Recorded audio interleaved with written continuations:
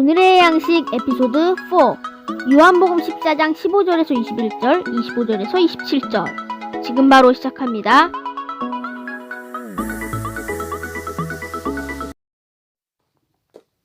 하나님의 키워드는 사랑입니다. 하나님의 모든 동기, 역사, 목적의 궁극점은 사랑입니다. 그래서 하나님을 만나는 사람은 사랑하게 됩니다. 우린 사랑을 통해 하나님을 알 수 있습니다. 그런데 하나님은 우리 눈에 보이지 않으시는 영적인 분이십니다. 그 하나님을 어떻게 해야 사랑할 수 있겠습니까? 성경은 손에 쥐어주시는 하나님의 사랑북입니다. 진실한 마음으로 하나님의 말씀을 읽고 묵상했다면 누구나 하나님을 사랑하는 은혜를 받습니다. 인간은 몬시 이기적인 존재입니다. 자기만을 지독히 사랑하는 에고이스트입니다. 나를 가만히 들여다보면 온통 나를 사랑한 밖에 없는 게 인간입니다. 그 나에게서 사랑이 좀 확대되면 가족으로, 교회로, 이웃으로 확대되지만 밑바탕엔 언제나 이기심이 깔려 있습니다. 그래서 인간의 사랑엔 한계가 있고 알면 알수록 파면 팔수록 가까이 하면 할수록 냄새나는 게 인간의 사랑입니다. 그럼에도 가끔씩 냄새가 나지 않는 사랑을 할 때가 있습니다. 해놓고 자기를 찾지 않는 사랑을 할 때가 있습니다. 이건 순전히 성령님께서 주시는 은혜입니다.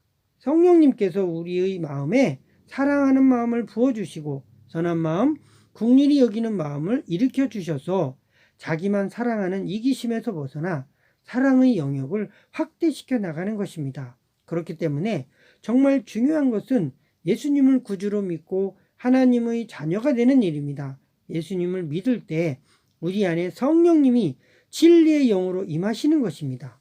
성령님이 시커먼 우리 마음에 임하심으로 나타나는 게 사랑입니다. 이걸 이해하는 일이 쉬워 보이지만 어렵고 때론 애매모호합니다. 누구나 바람의 존재를 알지만 바람을 설명할 수 없듯 그러나 봄바람을 한번 맞아본 사람은 설명 자체가 필요 없습니다. 이처럼 성령님의 존재는 신비하지만 경험하는 사람에겐 더 이상 신비가 아닌 삶 자체가 됩니다. 성령님은 우리에게 오실 때 보혜사로 오십니다. 요한복음 14장 26절에 보혜사 곧 아버지께서 내 이름으로 보내실 성령, 그가 너희에게 모든 것을 가르치시고 내가 너희에게 말한 모든 것을 생각나게 하리라. 아멘. 보혜사란 한문입니다. 보호할 보, 은혜해, 스승사. 그 자를 따서 보혜사, 즉 헬라어로 파라클레토스를 말합니다. 이 말의 뜻은 누군가의 곁에 서서 돕도록 부름을 받거나 보냄을 받은 분을 의미합니다. 성령님은 우리를 돕는 자, 변호사, 상담자, 위로자, 선생, 위안자, 중보자, 나의 편이 되어 도우시는 하나님이십니다. 그래서 성령님의 도움을 받으면 신앙이 성장하고 하나님의 인도를 받아 승리하게 되고 그분과 동행하게 됩니다. 파라클레토스, 즉 보혜사는 우리를 도와주시는 분이십니다. 우리가 다른 길로 가지 않도록 곁에서 충고도 해주고 상담도 해주시는 분을 뜻합니다. 특히 우리 힘으로는 도저히 감당할 수 없는 상황 가운데서 우리를 돕도록 하나님이 보낸 분이 바로 성령님이십니다. 성령님은 우리의 연약함을 도와주시기 위해 오셨습니다. 그래서 로마서 8장 26절에는 이와 같이 성령도 우리 연약함을 도우시나니 라고 말씀하였습니다. 또 파라클레토스 성령님은 우리를 위로해 주시는 분이십니다. 우리가 자주 어려운 상황 가운데 처해 있을 때 혼자의 힘만으로는 쓰러질 수밖에 없는 상황을 만날 때가 종종 있습니다. 그럴 때 우리에게 찾아오셔서 위로와 위안을 주시고 굳게 서서 역경을 헤쳐나갈 수 있는 힘을 주시는 분이 바로 성령님이십니다. 욥기 4장 4절에 넘어져가는 자를 말로 붙들어 주었고 무릎이 약한 자를 강하게 하였다 라고 말씀하였는데 성령님이 바로 이러한 일을 하고 계시는 것입니다. 초대교회 성도들이 큰 박해에도 능히 이길 수 있었던 것은 이처럼 성령님의 위로가 있었기 때문입니다. 성령님은 우리들에게 능력과 용기를 충만히 채워서 이 세상을 살아나가는데 충분히 감당할 수 있는 힘을 주시는 하나님이십니다. 또한 파라크레토스 성령님은 우리를 변호해 주시는 분이십니다.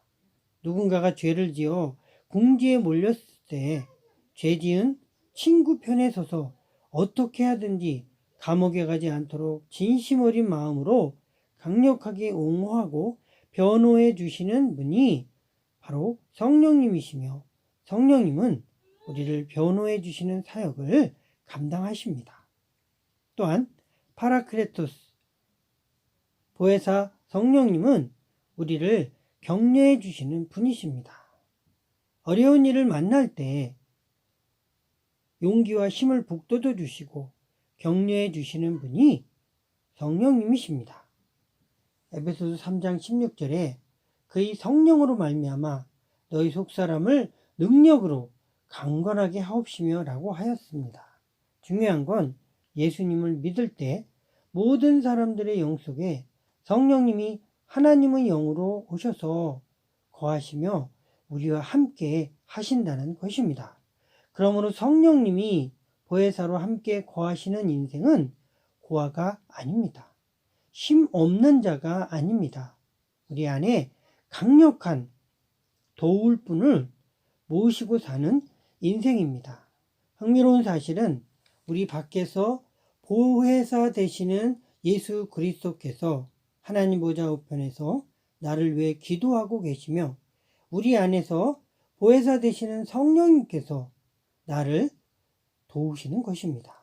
그러니까 우리는 안팎으로 도움의 우겨쌈을 받는 그러한 존재인 것입니다. 그렇기 때문에 우리의 삶이 복되며 가장 안전하고 평안하기 그지없습니다. 요한복음 16장 27절에 평안을 너희에게 끼치노니 곧 나의 평안을 너희에게 주노라. 내가 너희에게 주는 것은 세상이 주는 것과 같지 아니하니라. 너희는 마음에 근심하지도 말고 두려워하지도 말라고 말씀하셨습니다.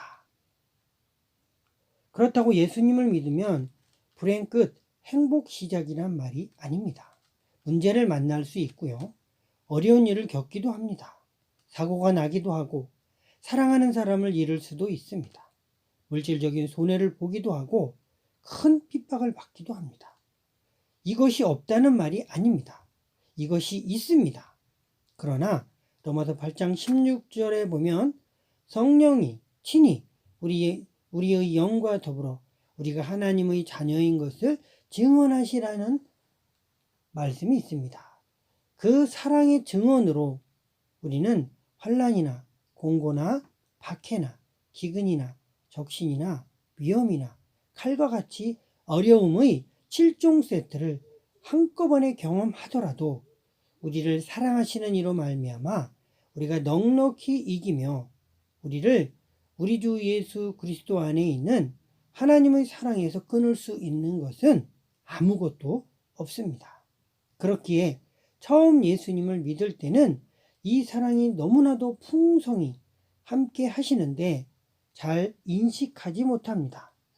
하지만 믿음 생활을 해나갈수록 깊이 성령님의 도우심을 경험하게 되고 또 가르쳐 주시고 함께 동행하시는 것을 경험하면서 하나님의 사랑을 깨닫게 되고 또한 그러한 은혜를 알도록 은혜를 주시는 성령님으로 인하여 성령님이 우리와 함께 하신다는 것을 경험적으로 느끼고 고백하고 그 성령님을 의뢰하고 찬양하게 되는 것입니다.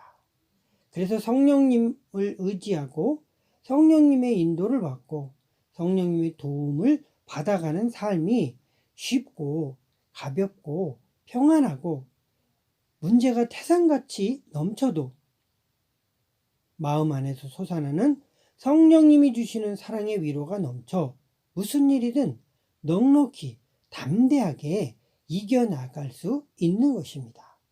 그 근원된 힘은 하나님이 주시는 사랑 때문입니다. 오늘도 그 하나님의 사랑 가운데서 행하며 도우시고 생각나게 하시고 깨닫게 하시고 평안을 주셔서 넉넉히 이기는 하루 되시기를 주님의 이름으로 축복합니다. 감사합니다.